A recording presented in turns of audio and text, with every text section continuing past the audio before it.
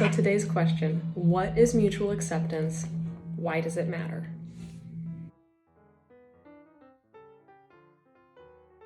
Okay, so what is mutual acceptance and why does it matter? Let's start with the why it matters, because I think that actually gives this some good context. Mutual acceptance matters because that is going to dictate how timelines move forward. The date that you actually truly meet mutual acceptance is the date that you have a legally binding contract. A, that's very important. And B, that legally binding contract is important for the timelines. Let's take an inspection contingency for an example. Let's say that you have a 5-day inspection contingency. You could make the offer on, let's say, the 1st of the month and not have reached mutual acceptance until the 3rd.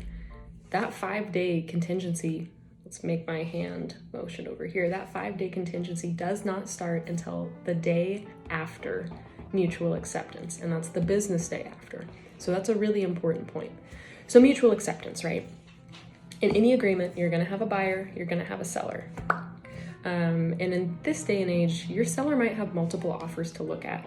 So because of that, you're gonna see more counters, and a counter is when the seller looks at the buyer's offer and goes, you know what, I want to change this term, or potentially, one of the terms that was proposed just isn't gonna work based off of initial conversations. I did have an example recently, was that a buyer of mine made an offer on a property that was currently a rental, and I was told that, just do a standard 45 day close, it'll be just fine.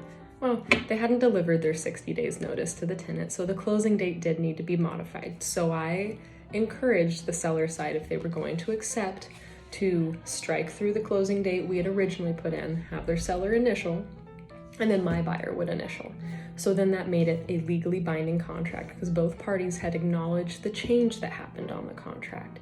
And then it was a mutually accepted offer. So mutual acceptance is going to be referenced by your agent often. It's kind of the origination of whatever is going to happen moving down the line. And that is why it's important. So if you have a mutually accepted offer, it should be in writing. All parties, so seller and buyer, and all seller and buyer parties have initialed off on any changes that were proposed, and it's been delivered to the other party.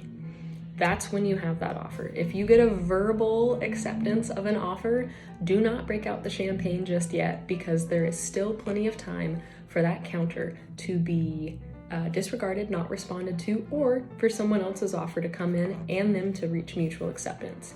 If it's not in writing, it's not real. So if you have an offer, all terms have been agreed upon, it's in writing, now you may break out the champagne. Congratulations, you have a mutually accepted offer.